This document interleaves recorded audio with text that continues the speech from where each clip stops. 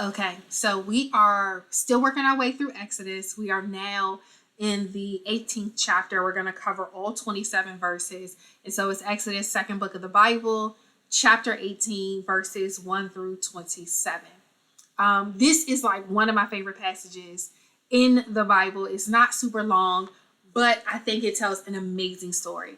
And so we leave off, we're picking up where we left off, where Moses built an altar after God gave him the instruction to hit the rock and that water would come out to satisfy the thirst of the people, because they was about to lose their mind again. They acting a fool, ready to fight Moses for no reason. They coming at all the wrong people. And so God meets their need and they worship. Moses built an altar and worships in the same way we saw Abraham and Jacob and, his forefathers from hundreds of years ago used to worship God. Whenever he came through, they built an altar and sacrificed and worshiped. And so we pick up in 18 with a visit from Jethro.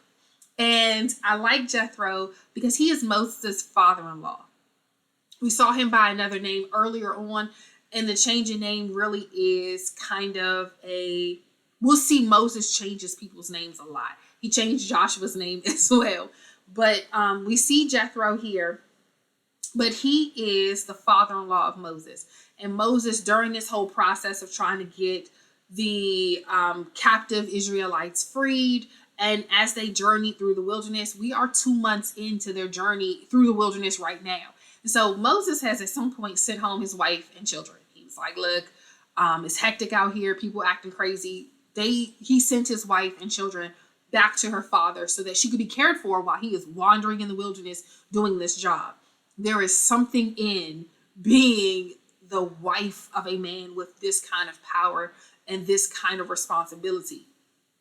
And so she went home, she's hanging out there, and word reaches Jethro, who is a priest in Midian. He is a believer. I'm trying to find the verse. It says,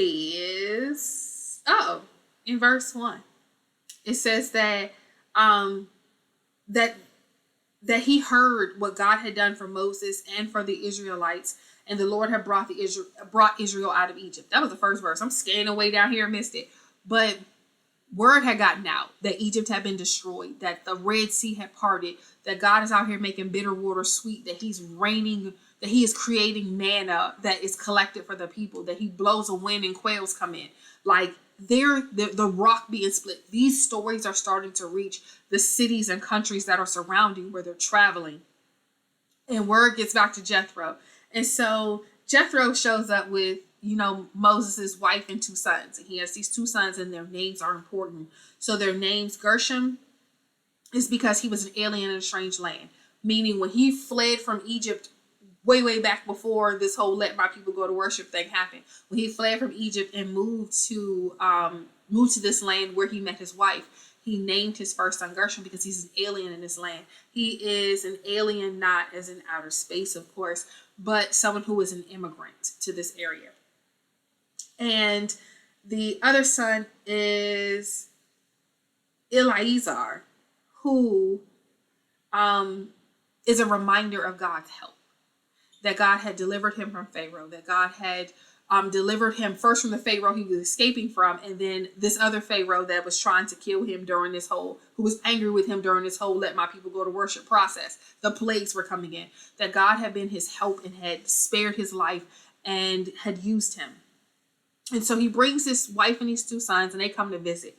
And Moses, we see a brother, a sister, we see his mother when he's a baby, but we don't really see much conversation about his father. And so here is the first time we see Moses in like a father-son kind of relationship, which is why I love this story. And so when they get there, in verse 7, it says that he went out to meet his father-in-law and kissed him. There's bowing. There is, hey, here's a gift. There's all these things. And they're like, he's so welcoming and excited to see his father-in-law. And in verse 8, it says, Moses told his father-in-law all that the Lord had done to Pharaoh and to the Egyptians for Israel's sake and the travail that had come upon them. He is so excited to tell him, guess what happened? God, because Jethro knows about the burning bush experience. Jethro knows that he was called to go back in and free the people, but all he's hearing is kind of the stories as they're being passed. He's like, no, no, no, you don't have any idea what's happening. He gives him the whole rundown. He's excited to tell him about how this has gone down. And this is a really, really positive relationship, whether they relate to each other as father, son, father-in-law, son-in-law, or whether they relate to each other as just men and friends at this level. But he is excited to share with him. And that's something we don't always get to see, is men being excited to share how their life is going and how things are working out. But it's so cute. It's like endearing. I don't want to call it cute. It's endearing right here.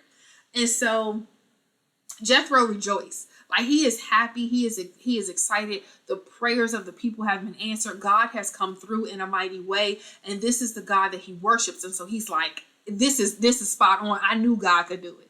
And so like, he is excited, and they are having this very wonderful bonding moment over how powerful God is and how great he is. And I don't know about you, but something about a man in worship is beautiful.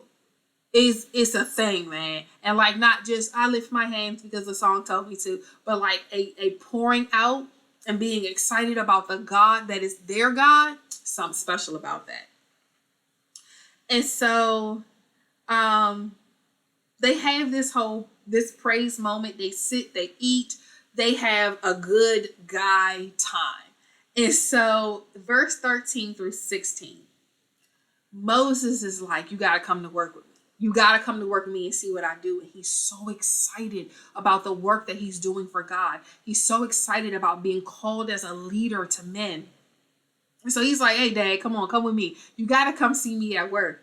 And it says that Moses stood to judge the people. So while they're out there are disputes over whose tent peg is whose. There's disputes over whose kid ran over this bush, or whose kid collected that, or, you know, your sheep grazed on my land and now I don't have this. You drank out of my pot. You accidentally knocked over my, like, it's little petty disputes between the people.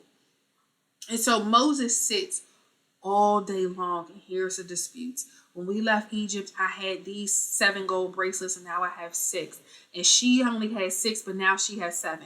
Like, he's listening to the disputes of the people, and he's going to God and he's praying for them, and he's listening to all their issues and everything, and he is judging between them. So he is really like the only person in the government. They don't have, you know, the 3 stages of government like we do. They don't have the levels between city, local, and state. None of that. He's listening to everything for every person. And so he's sitting there all day long, and his father-in-law watch him. And Moses is like, yeah, this is what I do. I judge between the people. Then God calls me and I talk to God. And then I have private prayer time.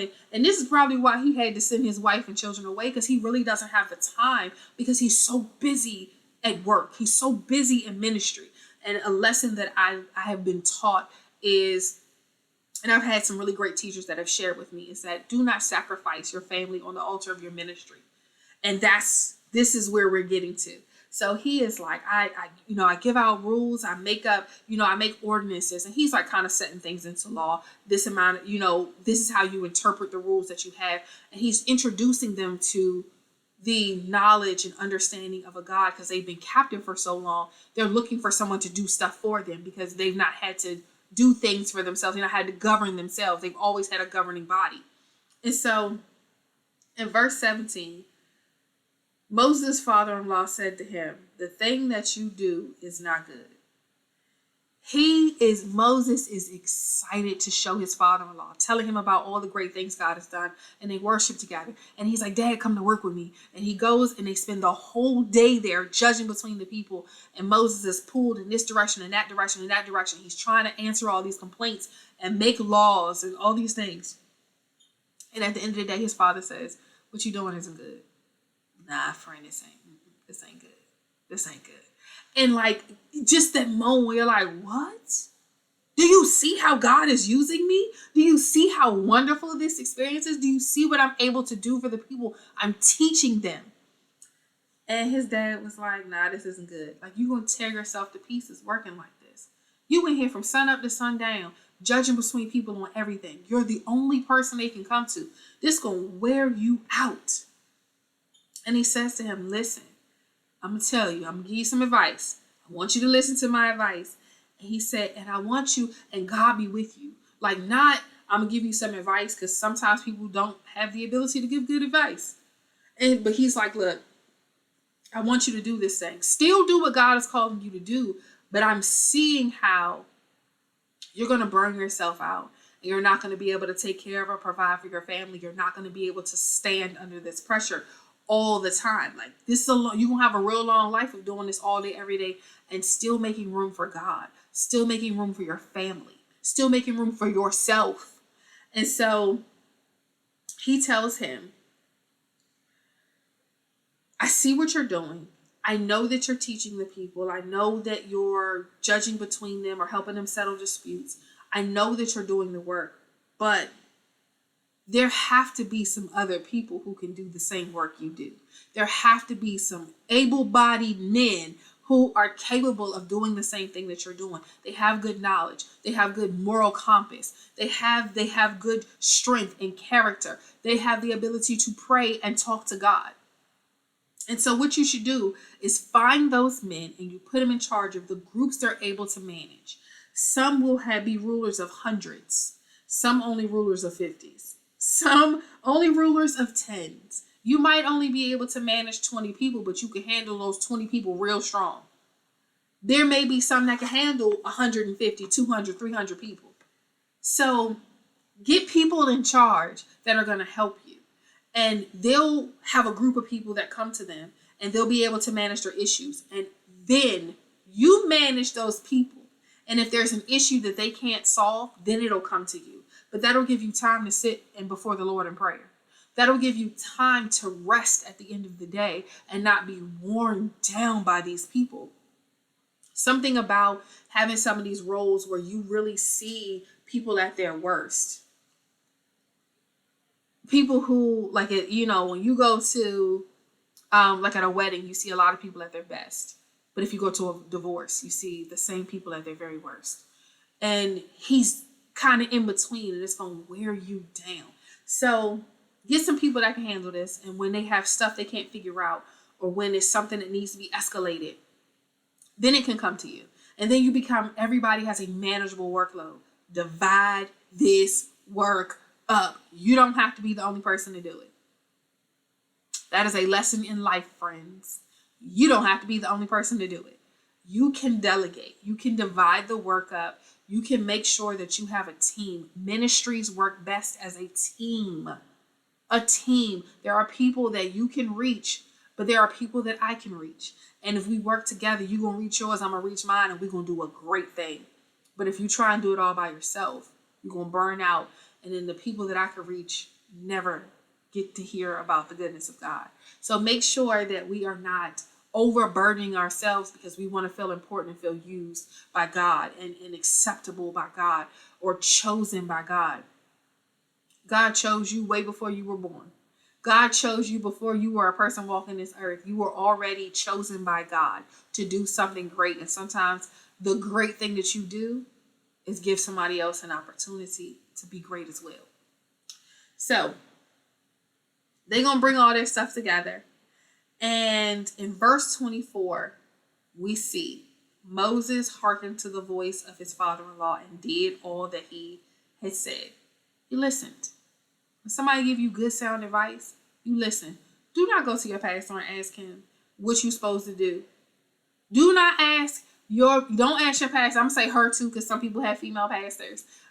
Do not go to your leadership, your ministry team, your pastors, male, female, whichever. Don't go to them and ask, what should I do with this thing? And they tell you what makes sense, that is confirming what God already told you. And you come back and be like, well, I guess I'm just going to trudge along in this thing and we'll see if, the Lord going to give me a new assignment. No. Delegate it. Work. You should always be training a replacement. You should always have somebody who is your partner, who was standing behind you, doing work with you. Moses had Joshua, who was coming behind him and assisted him in every way. And you need to have a Joshua. And your Joshua needs to have a Joshua.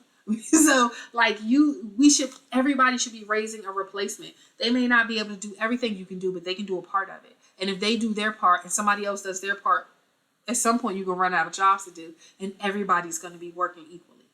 So he listened. When you go get advice, if the advice is sound and it's godly, listen. And so Moses chose able men. He didn't just pick anybody. He found the right people. Don't just put anybody in place because, I had to have a replacement, so I picked this person. Pick who you're supposed to pick. Talk to God about it. Let him help you choose.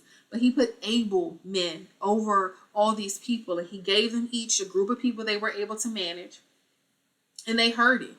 And then after these things were done, after the advice was done, after Moses had worked this out, after he saw the plan that he was given, the advice he was given actually work and take place, then his father-in-law left. Sometimes people you give advice to need a little support. You can't just be in like, oh girl, you need to leave him. But now she lonely and don't got nothing to do, so she gonna get into a different type of trouble. Oh, sir, you need to you need to quit that job. Now he broke and can't take care of his family. You have to sometimes stick around to support them through the decisions that you're helping them make.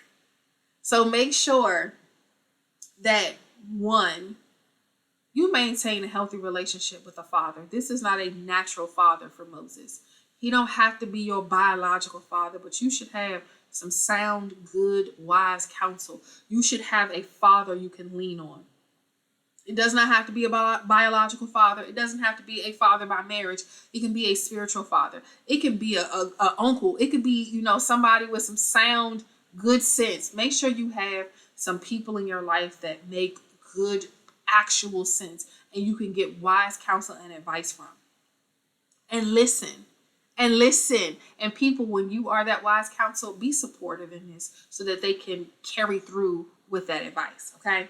So quick recap. Jethro comes into town. It is Moses' Moses' father-in-law. And he is bringing Moses' wife and 2 sons. And he brings his sons in for a visit. They come, see everything, and Moses is excited to see him. He tells them all about what God has done, the victories that he has won, the way God provides for the people. And then he's like, come to work with me. And so they sit out and he watches Moses go through a day and how he takes care of the people and how he listens and responds and does what God called him to do. And Jethro was like, sir, you're going to tear yourself to pieces trying to do all this by yourself. Get you a team. Get a team. And so Moses listens and gets a team and puts all those people in place. And after that's done, then his father-in-law leaves and he's able to kind of manage the people a lot easier than he had been before. He saw a problem before it started and he went ahead and fixed it for him with some good sound advice. So y'all, be some good sound advice when you can and listen when you get it. Do the things people tell you to do. Don't wait for it to all fall apart and be like, oh, I should have listened. Or now you calling them, asking them how you supposed to get out of this new, bigger mess. Listen, y'all. Let's just listen. Y'all be blessed.